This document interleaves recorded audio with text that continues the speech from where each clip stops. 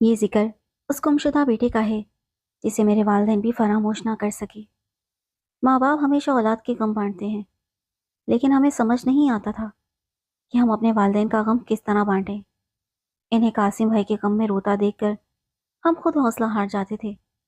قاسم بھائی کو میں نے کبھی نہیں دیکھا، بس گھر والوں سے ان کا ذکر بہت بار سنا تھا۔ جب کوئی ان کا ذکر کر دیتا تو ماں کی آنکھیں اشکبار ہو جاتی اور ان کے ہونٹوں سے یہی دعا نکلتی کہ وہ جہاں بھی ہو سلامت رہے۔ وہ شاید اس لیے زندہ تھیں کہ زندگی کے کسی موڑ پر ان کا کھویا ہوا بیٹا ہم ملے گا۔ میں نے جب سے ہوش سنبھالا والدین کو اسی دکھ میں مبتلا پایا۔ اگر کبھی خوشی کا کوئی لمحہ ان کی زندگی میں آیا بھی تو وہ اس خوف میں گزار دیا کہ کہیں اس کے پیچھے کوئی غم نہ چھپا ہو۔ انہوں نے بیٹے کے انتظار میں 22 برس گزار دیے، اور یہ مدت کم نہیں تھی۔ میری ماں کے غم کے پس پردہ سارا مسئلہ جائیداد کا تھا۔ دادا ایک بڑے زمیندار تھے۔ میری دادا سارا بیوی ان کی دوسری بیوی تھیں۔ وہ کافی سخت مزاج تھیں، گرچہ امی کو بڑی چاہ سے بہو بنا کر لائی تھیں، مگر امی سے کبھی نہ بنی۔ وجہ یہ تھی کہ دادی کو پوتا دیکھنے کی خواہش تھی، جبکہ میری ماں نے یکے بعد دیگرے 3 بیٹیوں کو جنم دیا۔ تبھی دادی نے کہہ دیا، اگر اب بھی لڑکی ہوئی تو ملک صاحب کی دولت و جائیداد میری سوکنوں کی اولاد لے جائے گی، کیونکہ میرے بیٹے کے حصے میں تو بیٹیاں ہی ہوں گی۔ بابا جان اپنی ماں کو سمجھاتے تھے کہ یہ سب اللہ کے اختیار میں ہے، آپ بہو کو برا بھلا مت کہا کریں۔ اس عمر میں میری بیوی کا کوئی قصور نہیں ہے۔ ہمارے سوتیلے تایا ابو و ماں فیملی گاؤں سے شہر چلے گئے۔ دادی نے ان کے ساتھ جانا پسند نہیں کیا، کیونکہ انہیں میرے والد سے بہت محبت تھی۔ وہ انہیں چھوڑ کر جانا نہ چاہتی تھیں۔ ان دنوں میری نانی امی کے لیے کافی فکر مند رہتی تھیں۔ وہ دادی کے مزاج سے بھی اچھی طرح واقف تھیں کہ جب تک اس عورت کو پوتے کے جنم کی خوشی نہیں مل جاتی، وہ نہ خود سکون سے رہے گی اور نہ میری بیٹی کو رہنے دے گی۔ اب میری نانی کا زیادہ وقت دعاؤں میں گزرنے لگا۔ وہ اللہ تعالیٰ سے نواسے کی پیدائش کی دعا مانگتی۔ ایک دن انہوں نے عجیب دعا مانگی کہ اللہ میری بیٹی کو بیٹا دے، چاہے پھر اسے بیٹا چھین لینا، مگر ابھی میری دعا قبول فرما، نہیں تو ساس ان پر سوتن ڈال دے گی۔ جانے کیا سوچ کر نانی نے یہ دعا مانگی تھی۔ جب امی کو پتا چلا تو بہت پریشان ہوئی اور کہا، اماں جی آپ کو اس طرح کی دعا نہیں مانگنی چاہیے تھی۔ پھر اللہ نے میری ماں کو فرزند عطا کیا، جس کا نام انہوں نے قاسم رکھا۔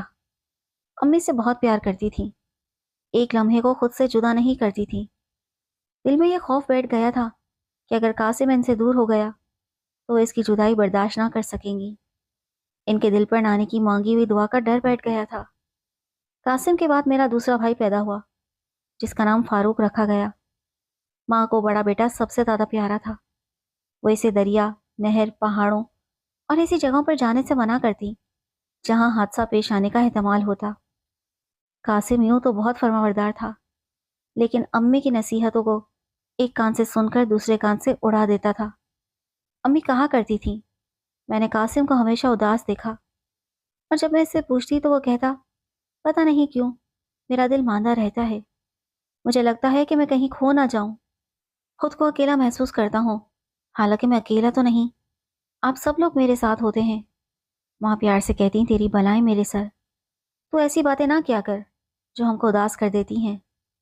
میری دونوں بڑی بہنوں کی شادیاں اپنے سوتیلے تایا کے بیٹوں سے ہو گئیں اور وہ بیاہ کر سسرال چلی گئیں۔ فاروق بھائی کے بعد امی نے 2 اور لڑکیوں کو جنم دیا۔ وہ بتاتی تھیں کہ جب میں بیمار ہو جاتی تو قاسم ہی گھر کے سب کام کرتا تھا، جب ٹھیک ہو جاتی تب بھی میری خدمت گزاری میں لگا رہتا۔ راتوں کو میرے ساتھ علالت کے دنوں میں وہی جاگتا تھا۔ صحت مند ہونے کے بعد بھی وہ مجھے بستر سے اٹھنے نہیں دیتا تھا۔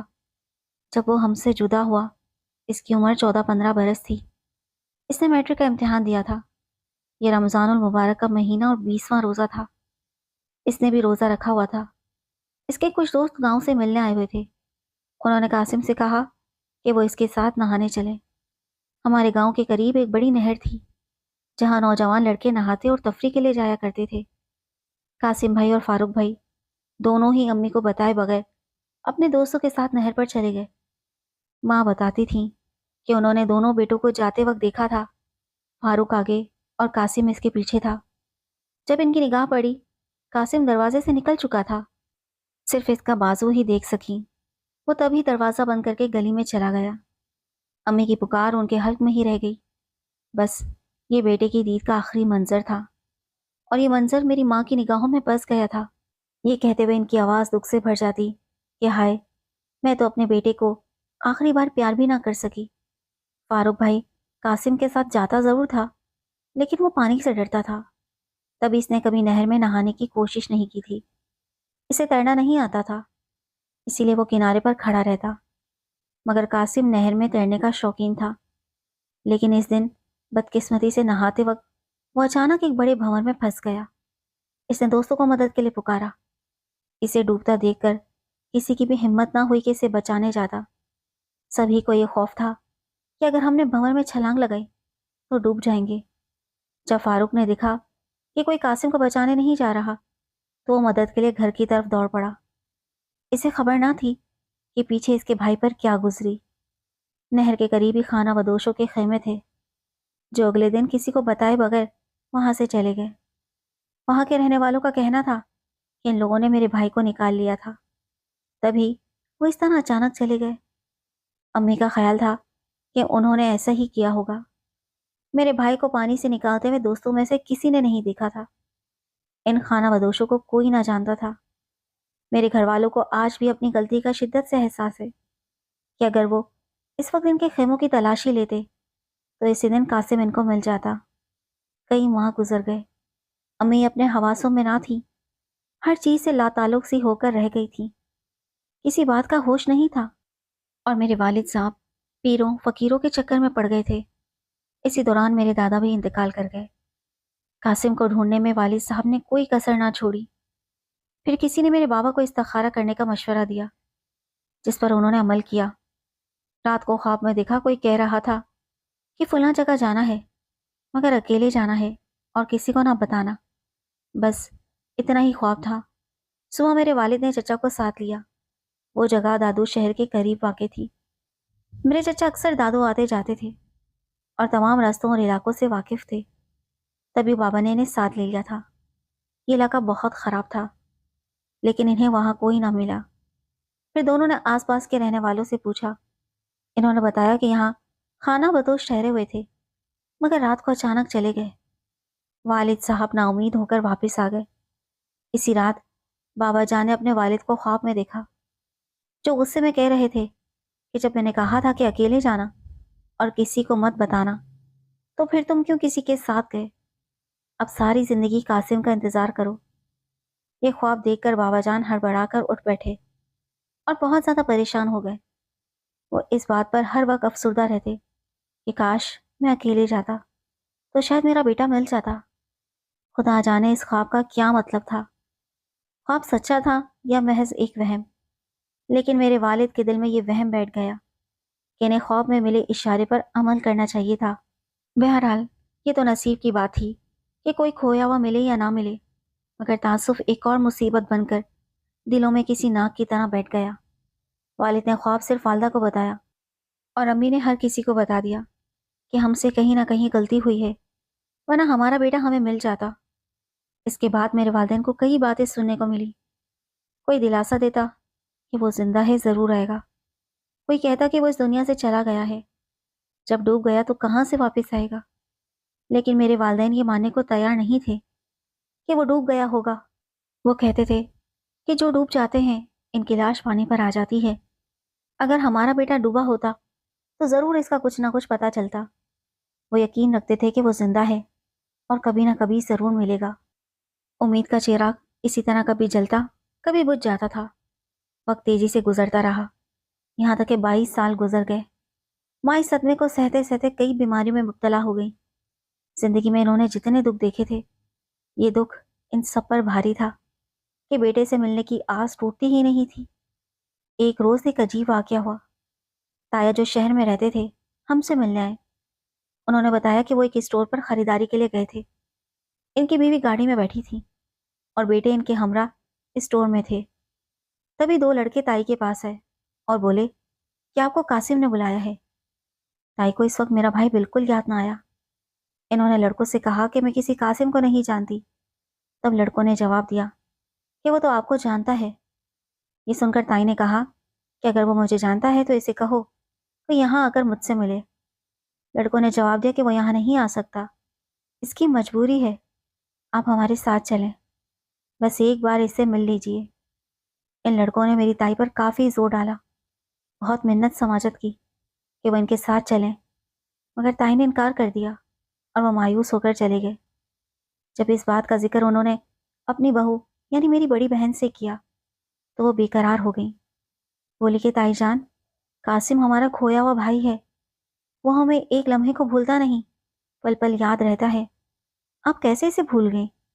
بہرحال آپا کے اصرار پر وہ دوبارہ اس جگہ گئیں کہ شاید وہ لڑکے وہاں آ کر دوبارہ دکھائی دیں اور بات کر لیں۔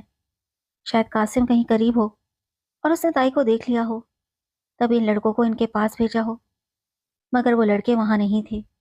نہ جانے کون تھے، کہاں سے آئے تھے اور کدھر چلے گئے۔ اتنے بڑے شہر میں ان کو تلاش کرنا تقریباً ناممکن تھا۔ میری بہن کو مگر قرار نہ تھا۔ کافی دیر تک آس پاس کے دکانداروں سے پوچھا کہ شاید کوئی قاسم نام کے شخص کو جانتا ہو، لیکن کسی کو کچھ معلوم نہ تھا۔ آپا تائی کے ہمراہ مایوس گھر لوٹ آئیں۔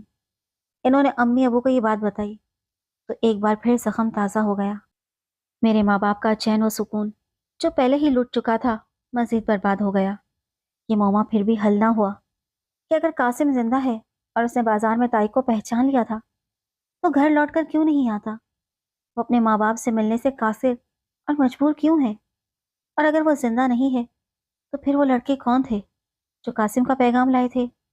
آخر کون سی مجبوریاں ہیں جو ہمارے بچے کو ہم تک آنے نہیں دیتی؟ کچھ لوگ کہتے ہیں کہ وہ کسی خطرناک گروہ کے قبضے میں ہے جو اسے نکلنے نہیں دیتا۔ کچھ کہتے ہیں کہ یہ سب محض وہم ہے۔ اگر وہ زندہ ہوتا تو کسی نہ کسی طرح رابطہ ضرور کرتا، مگر وہ شاید اب اس دنیا میں نہیں ہے۔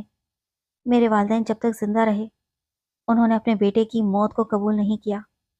وہ ہمیشہ اس یقین پہ جیتے رہے کہ ان کا بیٹا زندہ ہے اور کبھی نہ کبھی انہیں ضرور مل جائے گا۔ کہتے ہیں کہ جو بات یقین کے ساتھ ذہن میں بیٹھ جائے وہ یا تو پوری ہو جاتی ہے یا پھر عمر بھر دل میں چھپتی رہتی ہے، یہاں تک کہ وہ خلش انسان کو قبر تک لے جاتی ہے۔ میرے ماں باپ کے ساتھ بھی ایسا ہی ہوا۔ عالم ارواح کے اسرار تو خدا ہی جانتا ہے، مگر ہم دل کو یہی تسلی دیتے رہتے ہیں کہ اگر زندگی میں میرے والدین اپنے کھوئے ہوئے بیٹے سے نہ مل سکے تو عالم بالا میں ان کی روحیں ضرور آپس میں مل گئی ہوں گی۔ مجھے اس کہانی سے یہی سبق ملا کہ ہر لمحہ اچھی بات منہ سے نکالنی چاہیے، کیونکہ دعا اور بدعا کی قبولیت کی گھڑی کون سی ہے یہ کوئی نہیں جانتا، مگر کوئی ایک ایسا لمحہ ضرور آتا ہے جب لبوں سے نکلی بات پوری ہو جاتی ہے۔